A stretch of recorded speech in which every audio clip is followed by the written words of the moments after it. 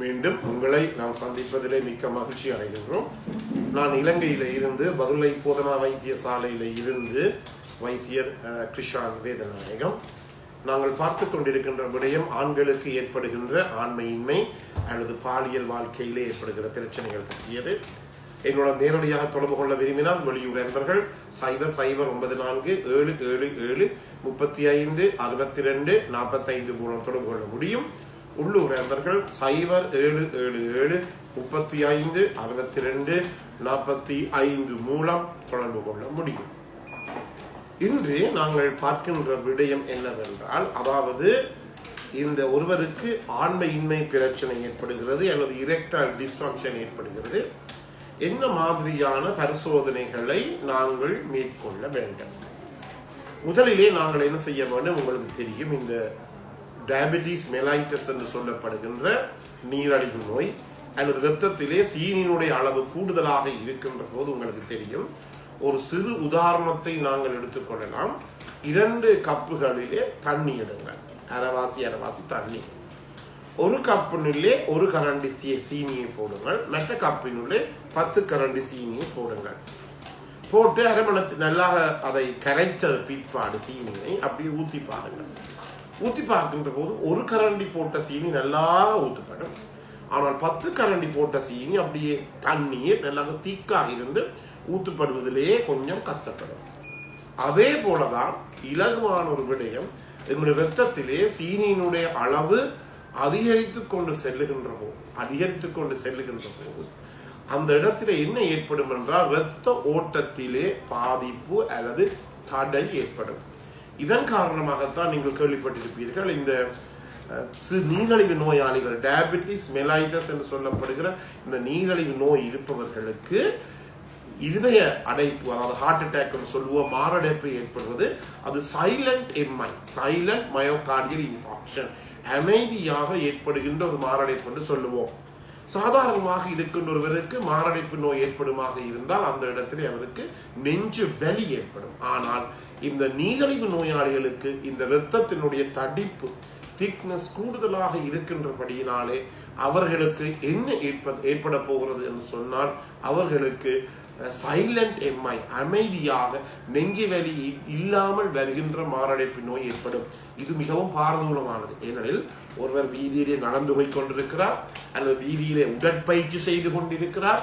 அப்படி செய்து கொண்டிருக்கின்ற போது நெஞ்சு வலி வந்தால் உடனடியாக நாங்கள் அவரை வைத்தியசாலையில் அனுமதித்து இசிஜி எல்லாம் எடுத்து பார்ப்போம். ஆனால் இவர்களுக்கு இந்த நீரிழிவு நோய், டயபெட்டிஸ் மெலைட்டஸ் இருப்பவர்களுக்கு இந்த சைலண்ட் எம்ஐ என்றபடியினாலே நெஞ்சு வலியுடன் இந்த மாரடைப்பு நோய் ஏற்படாது என்றபடியினாலே உங்களுக்கு இதை பற்றி கவனமாக இருக்க வேண்டும். என்றபடியினாலே இரத்த பரிசோதனை எவ்வாறு மாரடைப்பு ஏற்படுகிறதோ அதே மெக்கானிசம், அதே பொறிமுறை தான் எங்களுடைய ஆண்குறியிலும் ஏற்படுகிறது. ஆண்குறியிலே செல்லுகின்ற இரத்த ஓட்டத்தினுடைய அளவு மிக மிக குறைவடையக்கூடியதாக இருக்கிறது. மிக மிக குறைவடைகின்ற போது என்ன நடைபெறும் என்றால், அவர்களுக்கு இந்த ஆண்மையின்மை, ஆண்குறிக்கு தேவையான அளவு இரத்தம் கிடைக்காவிட்டால் ஆண்மையின்மை ஏற்படும். என்றபடி நான் முதலாவதாக நீங்கள் டயபிட்டிஸை சோதிக்க வேண்டும், நீரிழிவு நோய் இருக்கிறது என்பதை. அது முதலாவது 3 சோதனை இருக்கின்றது. Fasting blood sugar, post prandial blood sugar, HbA1c. அதாவது ஃபாஸ்டிங் பிளட் சுகர் என்றால் சாப்பிடாமல் கொள்ளாமல் இருப்பது, 10 மணித்தியாலம் ஃபாஸ்டிங். இதுதான் மிக முக்கியமாக கவனித்துக் கொள்ளுங்கள். பல பேர் 8 மணிக்கு சாப்பிட்டு போட்டு அடுத்த நாள் காலம்புற 8 மணி அல்ல, சரியாக 10 மணித்தியாலம் அந்த ஃபாஸ்டிங் இருக்க வேண்டும். சாதாரண நான் சொல்லுற முறை என்றால் இரவு 10 மணியிலிருந்து காலம் 8 மணி மட்டும் ஃபாஸ்டிங் இருக்க வேண்டும். 10 மணித்தியாலம் ஃபாஸ்டிங் பிளட் சுகர். இரண்டாவதாக post prandial blood sugar, PPBS என்று சொல்லுவோம். இதென்றால் பகல் 12 மணிக்கு சாப்பிட்டு போட்டு அதுக்கு பிறகு ஒன்றும் சாப்பிடக்கூடாது, 2 மணிக்கு ரத்தம் எடுப்பது. இதை நாங்கள் போஸ்ட் பிராண்டியல் பிளட் சுகர் என்று நாங்கள் சொல்லுவோம். இது 2வது. 3வதாக மிக முக்கியமான சோதனை, பல பேர் தூரடங்கள் இந்த கதைக்கிறார்கள், இந்த சோதனை செய்வதில்லை. இது மிகவும் புலையானது. என்ன செய்ய வேண்டும்? HbA1c. HbA1c என்றால் அந்த ஹீமோகுளோபினுடன் சேர்ந்து இருக்கின்ற சீனியினுடைய அளவு. உங்களுக்கு தெரியும், எங்களுடைய இந்த ஹீமோகுளோபின் ஆனது எங்களுடைய உடலிலே இருக்கின்ற ரெட் பிளட் செல்ஸ் என சொல்லப்படுகிற செங்குருதி சிறு துணிக்கையிலே தான் இருக்கிறது. எனவே இந்த செங்குருதி சிறு துணிக்கையினுடைய ஆயுள் காலம் 90 நாட்கள் 30 மாசம். எனவே HbA1cயும் எங்களுக்கு இந்த சீனியுடைய அளவை 3 மாசம் இருக்கின்ற இந்த சீனியினுடைய அளவை எங்களுக்கு காட்டுகிறது. எனவே HbA1cயையும் செய்ய வேண்டும். இது முக்கியமாக நாங்கள் பார்த்துக்கொள்ள வேண்டியது என்னவென்றால், ஃபாஸ்டிங் பிளட் சுகருக்கு 10 மணித்தியாலம் சாப்பிடாமல் இருக்க வேண்டும். போஸ்ட் பேரண்டியல் பிளட் சுகருக்கு 2 மணித்தியாலம். HbA1cக்கு சும்மாவும் போய் செய்யலாம், சாப்பிடணும் இருக்கணும் என்று ஒரு விதமான கடப்பாடும் கிடையாது. என்ன லெவல்ல இருக்கணும்? Fasting blood sugar 126 milligram per decilitre அல்லது 6.1 மில்லிமோல் பெர் லிட்டர். இதுதான் எல்லா இடமும் அனுமதிக்கப்பட்ட இந்த ஃபாஸ்டிங் பிளட் சுகராக இருக்கிறது. இரண்டாவதாக போஸ்ட் பிராண்டியல் பிளட் சுகர் ஆனது எப்படி இருக்க வேண்டும் என்றால் 160க்குள்ளே அல்லது 180-60 என்று சொல்கிறார்கள். 160க்குள்ளே அதை சாப்பிட்டு போட்டு 2 மணித்தியாலத்துக்கு ரத்தம் செக் பண்ணுவது 160 மில்லிகிராம் பெர் டெசிலிட்டர் இருக்க வேண்டும். இந்த HbA1c என்றால் மிக கூடுதலான அளவு 5.8 இருக்க வேண்டும்.